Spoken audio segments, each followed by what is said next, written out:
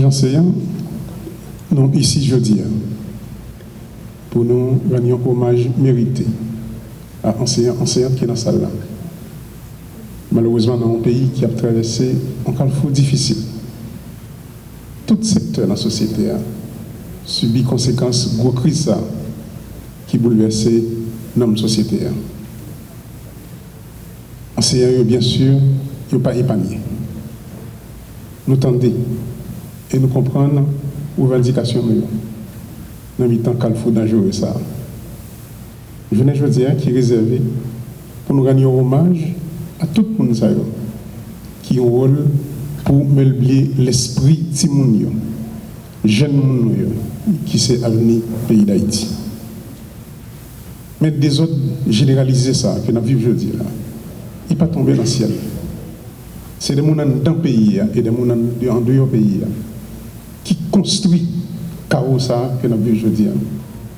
Ils construisent le chaos depuis un bon bout de temps et de manière minutieuse, avec exclusion, majorité jeunes garçons, jeunes femmes, dans le créneau pour créer richesse dans le pays d'Haïti.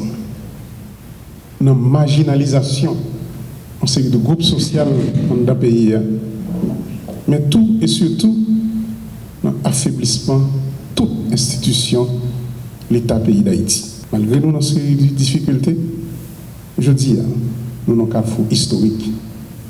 Nous avons une obligation dans le carrefour ça pour nous reconstruire l'identité nous, qui est papier par miette morceau, à gros frappe que nous prenons à la question de criminalité transnationale que nous vivons aujourd'hui.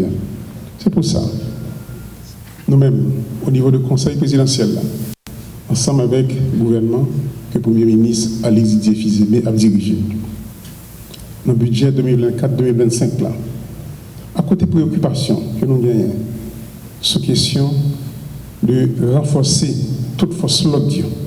Mais dans le budget, ça, nous mettons une attention spéciale sous question éducation.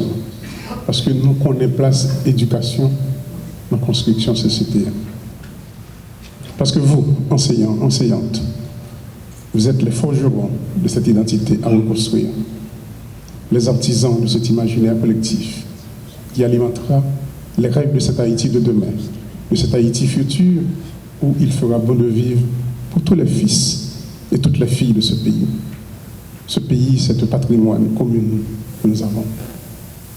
L'hommage qui vous est rendu aujourd'hui, c'est pour signifier l'importance de votre mission et de votre responsabilité qui ne se limite point à aider les apprenants à acquérir des compétences pour résoudre des problèmes, à analyser ou à se concentrer sur des tâches difficiles, ou même à développer une pensée ou une action novatrice.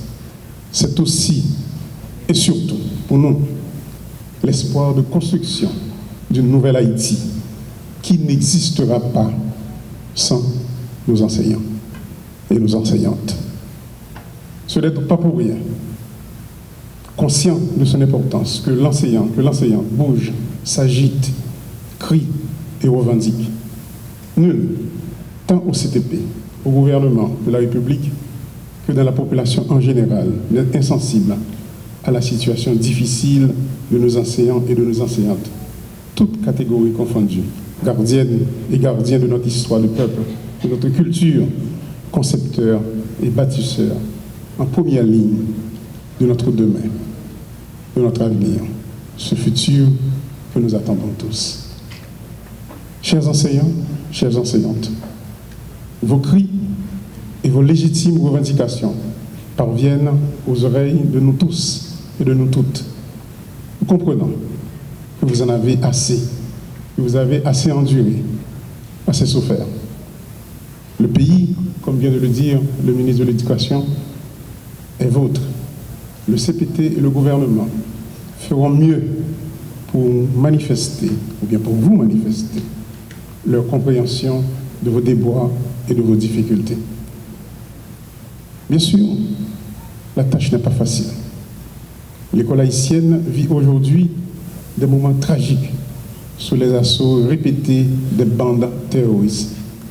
Les bâtiments scolaires, universitaires et même Les centres préscolaires doivent se délocaliser pour se mettre à l'abri, se protéger des assauts, de la furie de ces gens armés, sans foi ni loi, et qui ne font que terroriser une population exsangue, totalement démunie.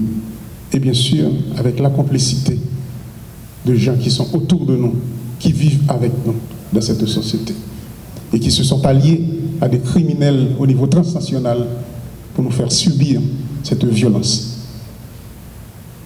Le Conseil présidentiel de transition s'attelle à résoudre les défis qui s'imposent à nous tous. Et nous remercions nos partenaires internationaux de leur appui, en dépit de la situation dangereuse que nous sommes tous en train de vivre aujourd'hui en Haïti. Le pays doit reprendre la marche de son histoire, que vous, enseignants, enseignantes, puissiez retrouver vos lieux de travail, vos élèves, exercer votre beau métier. Nous entendons et nous comprenons vos revendications diverses. Lettres de nomination, le ministre vient de le dire, paiement des arriérés de salaire et autres privilèges. Et le gouvernement s'attelle à les résoudre. De même, le Conseil et le gouvernement prennent en compte les justes et légitimes revendications de ces enfants et de leurs parents en colère qui réclament leurs enseignantes, leurs enseignants. Ils ont aussi droit à une éducation de qualité amenée par les qualifiés et compétents que vous êtes. L'école haïtienne, forte de ses valeurs, de ce potentiel de défense de notre culture, de notre histoire et de sa mission d'inculquer aux jeunes une culture de paix, de progrès, une culture aux droits de l'homme et au développement, a besoin de renforcement. Nous en sommes tous conscients, a besoin de curricula novateurs et capables de mieux cibler les enjeux cruciaux des temps nouveaux, dans un monde à devenir de plus en plus bouleversé. Il ne peut plus s'agir d'une école acboutée au passé, sans pouvoir anticiper l'avenir dans sa complicité et ses défis. La réflexion profonde sur l'adaptation au monde à devenir reste à l'évidence. Les orientations susceptibles de moderniser notre école et de la préparer à jouer un rôle plus actif dans la construction du pays rêvé pour nous tous, pour nous toutes. Nous n'y parviendrons pas qu'au bout d'intenses débats sociétaux qui mettront à nu, certes, nos insuffisances, nos manquements, nous les savons, nos tares, mais qui nous projetteront vers un futur pensé, construit par nous et pour nous tous et pour nous toutes, dans un monde multipolaire en devenir. Vous êtes aujourd'hui les acteurs d'un système qui se complexifie de plus en plus, mais qui tarde à produire en qualité indiscutable la masse critique de citoyens, de citoyennes et d'acteurs dédiés au changement, au développement national.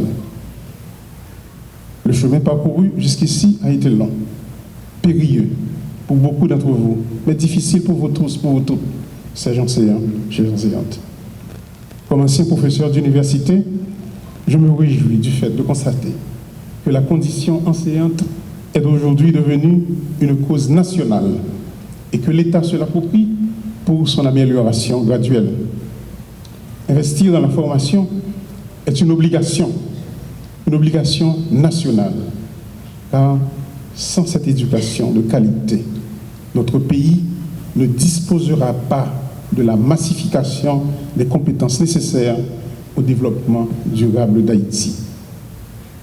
Les enseignants, enseignantes sont à l'honneur aujourd'hui à travers le pays. Quelques-uns, quelques-unes ont retenu l'attention par une combinaison de facteurs. Sens du devoir, responsabilité, engagement personnel, années d'expérience, pertinence du travail réalisé, capacité à travailler en équipe, esprit de collaboration et j'en passe. À toutes celles et à tous ceux dont le niveau d'investissement personnel et d'engagement fait bouger le secteur éducatif en permettant à leurs apprenants, apprenantes de construire un référentiel de compétences reconnu et validé par tous. Je redis la fierté du Conseil présidentiel de transition de les honorer et de les montrer en exemple au pays. Vous êtes de la catégorie des héros et des bâtisseurs de la nation.